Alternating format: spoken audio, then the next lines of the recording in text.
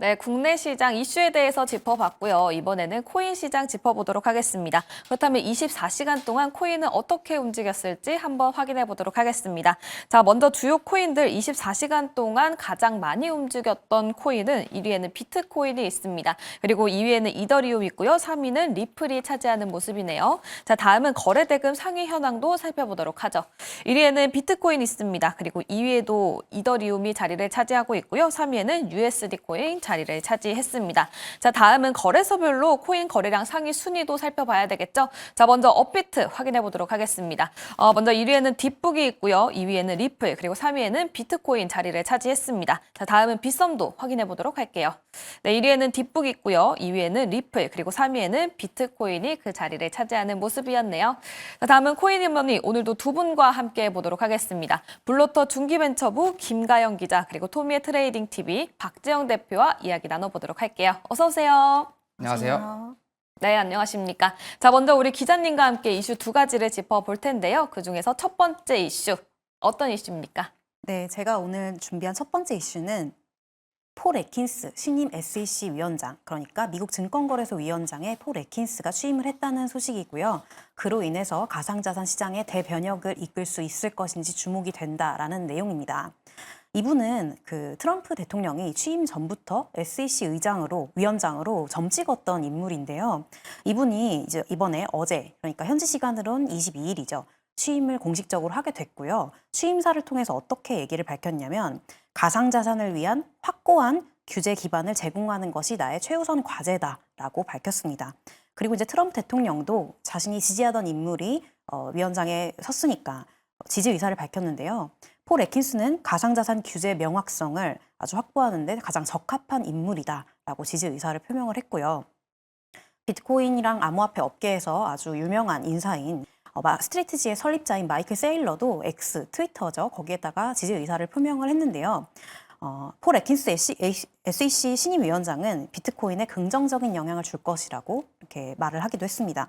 지금까지 SEC 위원장이라는 자리는 가상자산 시장에 아주 큰 영향을 미쳐왔습니다. 그렇기 때문에 친가상자산론자라고 하는 사람이 위원장에 오르다 보니까 이 업계의 기대감이 매우 높아진 상황으로 보이고 아까 시세 설명을 해주셨는데 시세에도 많이 반영이 돼서 많이 오른 모습을 확인을 할 수가 있겠고요.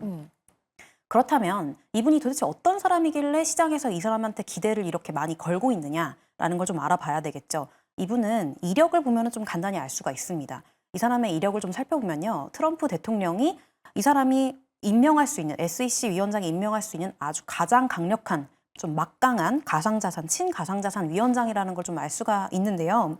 일단 1990년부터 94년까지는 SEC 직원으로 활동을 하면서 기업 거버넌스나 투자자 보호 정책 같은 것들을 마련하는 데 좀 힘을 썼었고요.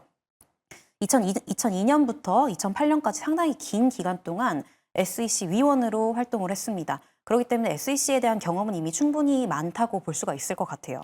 그런데 가장 주목할 만한 이력이 뭐냐면은 디지털 상공회의소 산하에 있는 토큰 얼라이언스의 공동 의장으로 일을 했었다라는 건데요.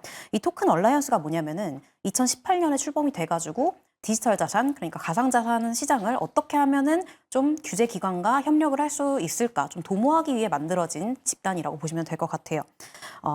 이게 이제 2018년에 출범이 된 이후에 가상자산 규제 프레임워크를 개발한다든지 아니면 정책을 좀 권고한다던가 아니면 SEC 아니면 CFTC 같은 미국 규제 기관이랑 협업을 하고 업계 의견을 전달하는 데 아주 큰 역할을 했습니다.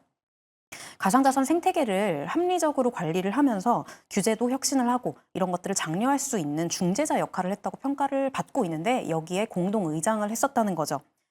그런데 이렇게 규제만 마련한 게 아니고요. 이분이 개인적으로도 아주 큰 지지자입니다. 본인이 코인을 얼마나 보유하고 있는지도 직접 밝혔는데 600만 달러를 보유하고 있다고 합니다. 이게 한화로는 한 85억 원 정도거든요. 상당히 많은 자산을 코인으로 직접 보유를 하고 있는 거죠. 본인이 보유하고 있는 자산의 대부분이 코인이다 보니까 아무래도 코인 쪽에 친화적인 정책을 내세우지 않을까라는 이런 기대감이 조성이 되고 있는 건데 물론 반대론도 있습니다. 반대론자들은 이분이 이제 인사청문회를 진행을 할 때 이분이 아무래도 코인을 많이 갖고 있으니까 이해상충 문제가 있는 것 아니겠냐라는 반대도 있었고요. 무엇보다 2022년에 파산을 했던 FTX 이 거래소의 자문을 맡았었던 이력도 있습니다. 이렇기 때문에 이 사람 문제 있는 거 아니냐라고 암호화폐 반대론자들은 취임을 반대를 했었지만 그럼에도 불구하고 이제 취임을 어제 했잖아요. 그렇기 때문에 이분의 행보를 좀 지켜봐야 할 때다라고 보입니다. 그런다면 이제 SEC 위원장으로 이제 취임을 했는데 어떤 변화가 있을까 좀 예상을 해볼 수 있을 것 같은데요. 제가 아까 말씀드린 것처럼 SEC 위원장이라는 자리는 전체 시장에 아주 큰 영향을 미칩니다. 전임자였던 게리 겐슬러만 보면 알 수가 있는데 게리 겐슬러 전 위원장 같은 경우에는 대표적인 코인 반대론자였습니다. 어느 정도로 반대론자였냐면요. 이분이 재임을 하고 있던 4년 동안 총 125건에 달하는 가상자산 관련 집행 조치를 했다고 합니다. 이게 전임자였던 제이 클레이튼 시절보다도 80%나 늘어난 거죠. 엄청나게 많은 건데요. 이 조치 중에서는 우리가 익히 알고 있는 리플 소송이 포함이 되어 있습니다. 그래가지고 게리 겐슬러가 트럼프 대통령이 당선하기 전부터 이 사람 내가 해임하겠다라고 주요 공약으로 내세우기도 했었고 실제로 이분이 트럼프 대통령이 취임을 한 이후에 자신에서 사임을 하기도 했었습니다. 그렇기 때문에 이번에 폴 애킨스가 공식적으로 의장이 되면서 좀 앞으로 규제가 시장 친화적일 것이다라는 얘기가 나오고 있는 거죠. 네, 알겠습니다. 전임 위원장은 코인 반대론자였지만 이번에 취임하게 된 폴 애킨스는 어느 정도 좀 코인에 굉장히 친화적인 정책이 나올 것으로 기대가 되면서 코인 시장에서도 긍정적으로 바라보고 있는 시선이 굉장히 크다라고 합니다. 하지만 이해상충에 대한 우려감이 있기 때문에 이 부분도 함께 참고를 해보시면 좋을 것 같네요. 이번에 또 정책들을 보니까 민간 업계랑도 협력을 좀 중시한다고 하던데 이 부분도 상당히 좀 긍정적으로 미칠 수 있을까요? 네, 그렇죠. 아무래도 정책 내부에서 그런 정책 결정권자들끼리만 얘기를 하는 게 아니라 업계 얘기를 가까이서 듣겠다라는 의지잖아요. 그것을 SEC 위원장이 직접 이렇게 얘기를 한다는 거는 아주 업계에서는 큰 의미로 받아들일 수 있을 것 같습니다. 네, 알겠습니다. 그렇다면 이번에는 두 번째 이슈 이야기 나눠볼 텐데요. 두 번째 이슈 어떤 걸까요? 네, 제가 준비한 두 번째 이슈는 비트코인이 9만 달러를 회복했다. 나스닥과 디커플링이 심화되고 있다라는 소식인데요. 아까 시세를 말씀을 해주셨는데 지금 비트코인이 9만 3천 달러 선에서 거래가 되고 있어요. 비트코인이 9만 달러에 오른 거는 지난달 6일 이후로 거의 한 46일 만입니다. 아주 오랜만이라서 지금 시장에서는 좀 분위기가 좋은데요. 지난주까지는 관세 전쟁 때문에 비트코인도 나스닥과 마찬가지로 조금 하락세를 많이 보였었고 최저 7만 4천 달러대까지 떨어졌었거든요. 그런데 꾸준히 상승을 하면서 이제 간밤에 한 거의 20% 가까이 올랐고요. 비트코인 ETF에는 20일 하루 동안에만 3억 8,100만 달러의 자금이 유입이 됐다고 합니다. 그만큼 비트코인에 많은 돈이 몰리고 있다는 거죠. 그런데 이런 흐름은 미국 증시보다는 지금 금과 가까운 흐름을 비트코인이 보이고 있다라고 해석을 할 수가 있을 것 같은데 지금까지 거시경제 이벤트를 겪으면서 나스닥과 같은 흐름을 보여왔지만 오히려 요즘에는 금과 유사한 안전자산 아니면은 가치 저장 수단 이렇게 보고 있다라는 겁니다. 그렇기 때문에 아무래도 장기 강세론이 좀 주목을 받을 수가 있을 것 같고요. 또 동시에 이더리움 같은 알트코인도 상승세를 보이고 있습니다. 이더리움도 10% 이상 상승을 했고 리플, 솔라나, 도지코인도 6%에서 13% 가까이 상승을 많이 했는데요. 아무래도 지금까지 다른 코인들이 강세를 보여도 이더리움은 유난히 힘을 못 쓰는 모습을 보여줬었는데 이번에는 동시에 회복을 하고 있는 모습을 보였기 때문에 좀 투자자들이 기대감을 갖고 있고 또 아무래도 관세 협상에서 만약에 어떤 국가가 협의하는 모습 그리고 조금 협상하는 분위기가 조성이 된다면 이거에도 또 좋은 영향을 받을 수가 있겠죠. 아무리 나스닥과 디커플링이 됐다고 해도 여전히 거시경제 이벤트의 영향을 받고는 있기 때문에 비트코인과 다른 코인들도 상승 여력이 충분하다라고 해석할 수 있을 것 같습니다. 네, 알겠습니다. 비트코인이 한 달 반 만에 9만 달러를 회복했습니다. 그거에 따라서 시장은 어떻게 바라보고 있는지 두 번째 이슈로 짚어봤습니다. 자, 이렇게 김가영 기자님과는 이슈 두 가지를 짚어봤는데요. 그렇다면 지금의 비트코인 기술적으로도 확인을 해봐야 되겠죠. 이번에는 박재영 대표님과 함께 기술적으로 확인을 해보시죠. 네. 자, 이번 주 시장 난이도가 정말 난리도 아니었습니다. 크게 저희가 두 가지 이슈를 먼저 살펴볼 필요가 있는데요. 자, 가장 먼저 어제죠, 화요일 날 미국과 중국의 무역 전쟁이 심화된다는 그런 소식이 돌면서 시장이 좀 안 좋게 반응을 했습니다. 또한 트럼프가 공개적으로 파월을 SNS에서 비판을 했어요. 트럼프가 SNS에 Mr. Too Late, 루저. 그러니까 이거 한국말로 번역을 하자면 너무 늦는 루저다. 파월이 금리 인하를 빨리 안 해서 지금 경기가 많이 안 좋아지고 있다. 이런 식으로 공개적으로 비판했습니다. 그런데 거기에서 끝나는 게 아니라 트럼프가 연준 의장인 파월을 해임한다라는 이런 루머까지 돌면서 시장은 정말 안 좋게 반응을 했어요. 이게 안 좋게 반응을 할 수밖에 없는 이유가 이 연준은 독립기관입니다. 트럼프 행정부가 이 통화정책을 개입하려는 시도 자체가 이 기축통화 패권 미국 입장에서는 엄청난 큰 리스크로 받아줄 수밖에 없고 당연히 시장은 안 좋게 반응을 할 겁니다. 그래서 보시면 미국 증시는 다 떨어졌어요. 근데 웃긴 게 비트코인만 이날 상승을 했습니다. 자, 그리고 오늘 수요일 아침에 또 갑자기 트럼프가 최대 전환을 했습니다. 공식 석상에서 이 무역 갈등은 생각보다 완화가 되고 있다. 트럼프 본인이 뭐 145, 245 관세를 때리겠다고 얘기를 했지만 사실상 그렇게 높게 때리지 않을 거다라는 발언을 하면서 시장이 조금 긍정적인 흐름이 흘러 들어가는 모습이 연출이 되었고요. 그리고 또 파월 해임설에 직접 일축하는 그런 모습까지 보여졌습니다. 트럼프가 뭐 내가 금리를 빨리 인하해달라고 좀 재촉한 건 있지만 내가 어떻게 파월 연준의장을 자르겠냐, 그거는 거짓말이다, 이렇게 발언하면서 시장은 또 긍정적이게 반응을 했습니다. 보시면 비트코인을 포함한 모든 미 증시들이 지금 오늘 아침에 큰 상승률을 보여줬습니다.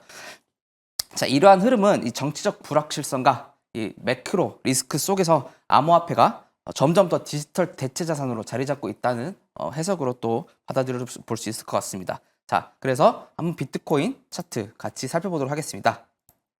네, 해당 차트는 비트코인 일봉 바이낸스 차트입니다.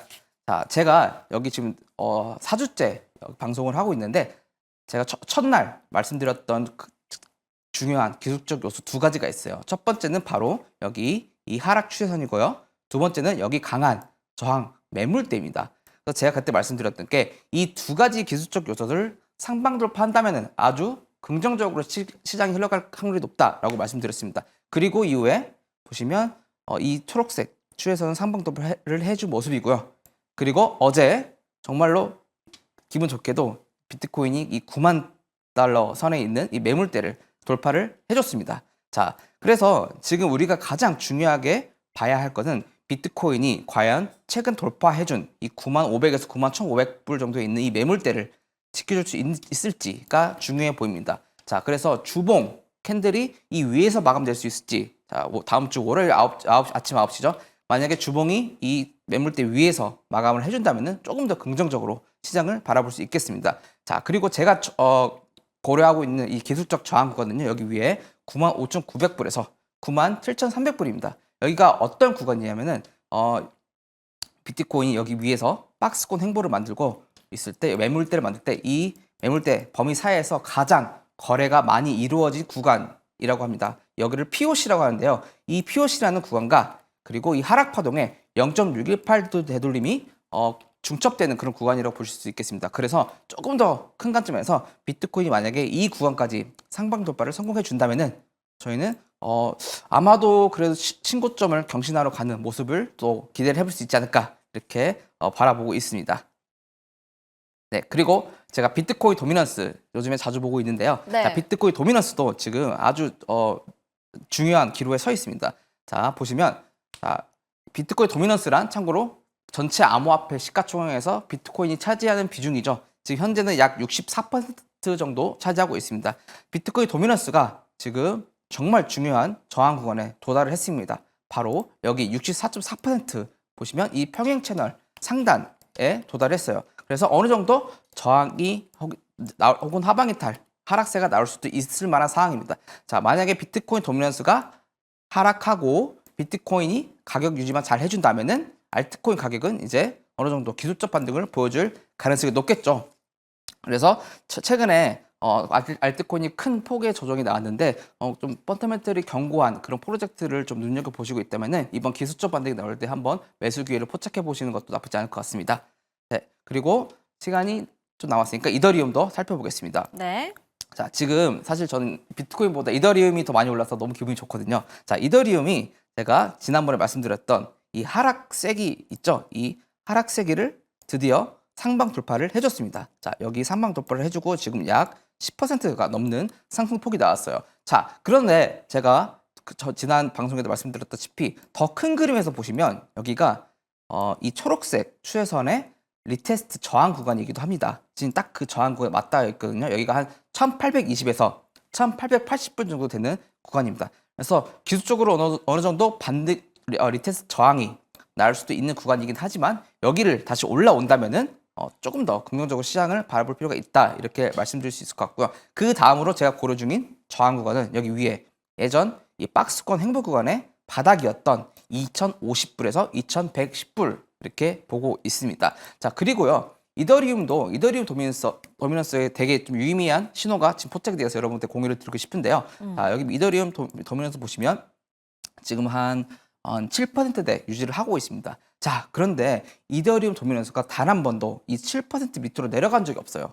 자, 보시면 이 차트적으로 보시면 여기 계속 지지를 보여주고 있습니다. 만약에 이더리움 도미넌스가 여기까지 하방 이탈을 해준다. 그러면은 조금 이더리움이 안 좋은 흐름으로 흘러갈 수도 있었는데 다행히 이 위에서 지금 잘 지켜주고 있는 모습입니다. 그래서 만약에 몇 주 내에 만약에 이더리움이 여기를 조금 돌파하는 흐름을 보여준다면은 여기가 쌍바닥이구나, 더블 바텀이구나 우리가 생각을 해볼 수 있겠죠. 그러면 좀 더 이더리움의 긍정적인 시선으로 바라볼 필요가 있겠습니다. 자, 마지막으로 비트코인과 다른 자산 간의 그 커플링 상관관계성을 제가 분석을 해왔습니다. 자, 여기 아래에 있는 지표는요, CC, Correlation Coefficient라는 지표입니다. 이 지표가 1에 가까울수록 비트코인과 이 자산이 커플링이다 이렇게 해석하시면 되고, 마이너스 1에 가까울수록 디커플링이다, 0에 가까울수록 상관관계가 존재하지 않는다 이렇게 해석하시면 되는 그런 차트입니다. 자, 보시면요, 여기 특히 주목할 점은 비트코인과 나스닥 간의 상관성이 최근에 눈에 띄게 약화가 됐습니다. 보시면 원래 여기 밑에 있다가 마이너스 1에 가까웠다가 지금 다시 올라와줬어요. 자, 이제는 그래서 우리가 이 비트코인을 좀 독자적인 자산군으로 분리되는 모습도 간주를 할 수 있겠고요. 이는 향후 시장에서 비트코인의 입지를 이 디지털 대안 자산으로 좀 더 공고히 할 수 있는 전환점이 될 수도 있다라고 말씀을 드릴 수 있겠습니다. 네, 알겠습니다. 이렇게 기술적인 분석까지 함께 봤는데요. 최근에 또 비트코인 도미넌스가 하락하고 만약에 비트코인이 잘 받쳐주거나 상승을 해준다면 알트코인의 상승이 기대가 된다라는 이야기 함께 해주셨고요. 또 최근에 비트코인이 크게 올라가고 있는 만큼 디지털 대안자산이 되지 않나라는 기대감 또한 존재한다고 하니까요. 앞으로 투자 시에 참고를 해보시면 좋을 것 같습니다. 그렇다면 박재훈 대표님, 오늘 분석을 한마디로 정리를 해보자면 어떻게 정리할 수 있을까요? 네. 시장이 불안할수록 오히려 더 강한 회복력을 보여주는 우리 암호화폐 모습은 이 암호화폐의 그 중장기적인 성장성과 신뢰도를 다시금 확인시켜주는 대목이라고 말씀드릴 수 있겠습니다. 네, 그렇다면 지금 나스닥과 비트코인이 조금은 다른 흐름을 보여주고 있잖아요. 네. 이런 흐름이 당분간은 조금 지속될 것이다라고 보십니까? 네, 아무래도 지금 여기 원래 마이너스 1에 가까워 있다가 지금 나스닥이 플러스 1, 커플링에 가까워지고 있는 모습입니다. 그리고 골드도 지금 원래는 같이 가다가 최근에 좀 이게 떨어지고 있습니다. 맞아요, 살짝 네, 달라졌죠. 다 떨어졌더라고요. 그래서 비트코인이 예전에는 다른 자산에 이렇게 휘둘려 갔는데 이제는 조금 비트코인 혼자 자체적으로 이런 대체 자산이 되지 않을까라는 기대를 한번 품어봅니다. 네, 알겠습니다. 이렇게 코인이머니 박재영 대표 그리고 김가연 기자님과 함께 이야기 나눠봤습니다. 자, 저희는 내일 다시 또 찾아올 텐데요. 내일 10시에 다시 또 찾아뵙도록 하겠습니다. 늦은 시간까지 시청해주신 여러분 고맙습니다.